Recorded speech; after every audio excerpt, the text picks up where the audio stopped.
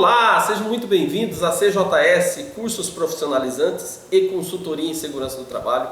Eu me chamo Cristiano e se você está assistindo esse vídeo aqui é porque você faz parte de uma empresa no qual a CJS presta consultoria. E mensalmente, você que deve estar participando aí sabe, ou já participou de outros vídeos, que nós disponibilizamos vídeos rápidos que nós chamamos de diálogo de segurança para você que trabalha em uma empresa ter a oportunidade de parar um minutinho e assistir um vídeo sobre segurança do trabalho. Segurança do trabalho no sentido prático, daquilo que você pode estar envolvido no seu dia a dia. E hoje o nosso tema aqui é falar sobre os tipos de riscos existentes no ambiente de trabalho. Quero lembrá-los que além de você estar assistindo aí na sua sala de treinamento, dentro da sua empresa, você também pode posteriormente assistir novamente, compartilhar esse vídeo para amigos, porque estará disponível no nosso canal no YouTube. Então você entra também no canal do YouTube, se inscreve lá para dar uma força para o canal e pode assistir quantas vezes vocês quiserem, ok? O tema de hoje é os riscos existentes no ambiente de trabalho. Perceba o seguinte, todo o ambiente de trabalho ele está suscetível a existir riscos que nós chamamos de riscos ambientais. Esses riscos, para que fique de forma organizada em termos técnicos, eles são divididos em 5 grupos. Nós chamamos de grupos. Cada grupo é um risco existente. Então nós temos assim, o risco chamado risco físico, temos um outro grupo de risco chamado risco químico, temos um outro grupo de risco chamado biológico, um outro grupo de risco chamado ergonômico e um quinto grupo de risco chamado acidente ou mecânico. É quase impossível você não ter no ambiente de trabalho algum desses riscos. Quando nós falamos em riscos, não necessariamente quer dizer que você fique impossibilitado de exercer a sua atividade simplesmente por ter sido identificado um risco no seu ambiente de trabalho.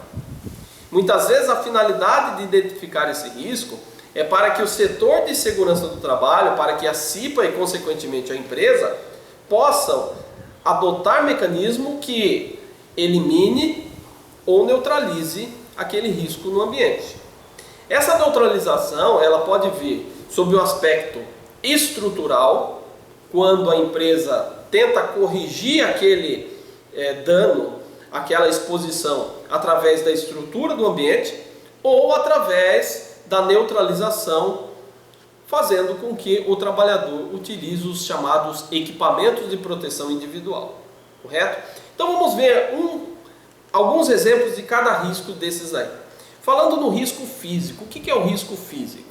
Evidentemente que quando nós falamos do risco físico, não envolve a física, o movimento do corpo, apesar de ter esse sentido, risco físico, mas não está propriamente associado a isso.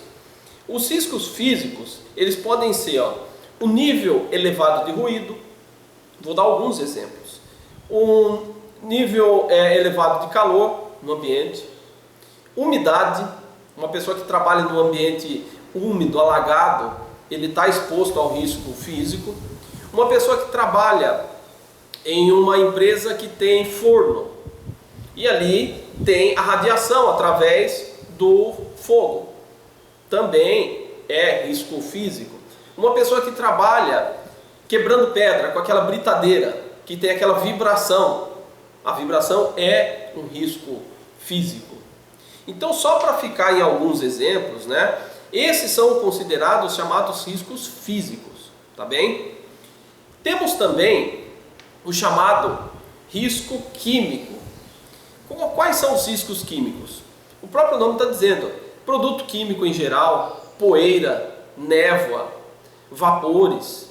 Então vamos dizer, uma pessoa que trabalha num posto de gasolina, que é frentista, ele está exposto ao risco químico. Uma pessoa que trabalha numa fábrica de tinta, ele está exposto ao risco químico.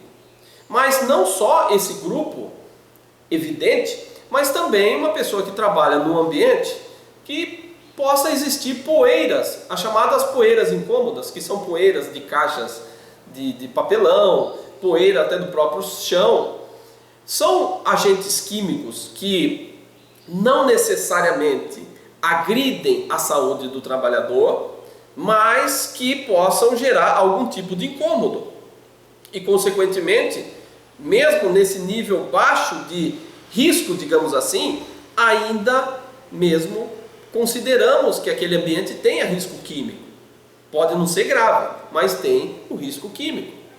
Por isso que eu falo, o fato de se identificar um risco existente não necessariamente é o fim do mundo. Então é grave aqui o meu trabalho? Não. Você pode ter uma exposição a um agente químico, como eu falei, que ele não seja um agente químico agressivo à sua saúde, mas está presente no ambiente, correto?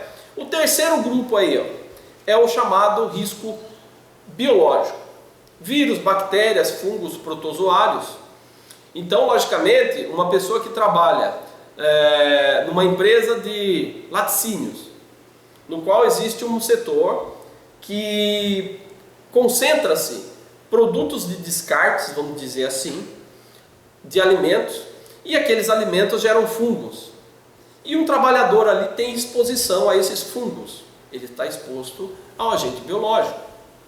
Um profissional que trabalha no hospital, num centro cirúrgico, numa clínica veterinária, no qual existe o contato com fezes, com urina, até mesmo no processo cirúrgico, ele está exposto a um agente biológico, correto? E até mesmo aquela pessoa que trabalha fazendo uma limpeza num sanitário, né? que está exposto também à urina, às fezes, também está exposto ao agente biológico. Evidentemente, percebam o seguinte, que o fato da pessoa estar exposta ao agente biológico não necessariamente o caracteriza como o chamado a insalubridade no ambiente, que depois, em um outro momento, nós vamos falar sobre isso. Mas existe a exposição ao risco e ele pode ser neutralizado através do quê? Da utilização de um equipamento adequado àquela exposição de risco, correto? Então não é pelo fato só de, tem risco biológico aqui no meu trabalho, então eu tenho determinados direitos. Não necessariamente. Eles estão no grupo biológico, porém, existe uma diferenciação de um enfermeiro que faz um atendimento a um paciente adoecido, diferente daquele que vai fazer uma limpeza num sanitário. Ambos existem risco biológico, mas o seu nível de gravidade são diferentes, ok? Então, o risco biológico é vírus, bactérias, fungos, protozoários. E nós temos também o quarto grupo, que é o chamado risco ergonômico. Os riscos ergonômicos podem vir de diversos aspectos, desde a movimentação de carga excessiva, a repetitividade, que são movimentos contínuos no qual o trabalhador faz numa grande jornada de trabalho, de horas, o mesmo movimento. São situações até de monotonia. O que é um trabalho monótono? A pessoa ficar o dia inteiro sentada, sem conversar com ninguém, não passa ninguém naquele local. Daí você fala, nossa, mas a pessoa não tem esforço nenhum. Mas o aspecto psicológico também se caracteriza, pode-se gerar uma doença decorrente à parte ergonômica pela monotonia do trabalho. Outro fator, por exemplo, é a pressão inserida naquele trabalhador por ritmo excessivo de trabalho, por um aspecto excessivo de produtividade no qual o trabalhador não consegue corresponder, mas assim ele ainda é pressionado.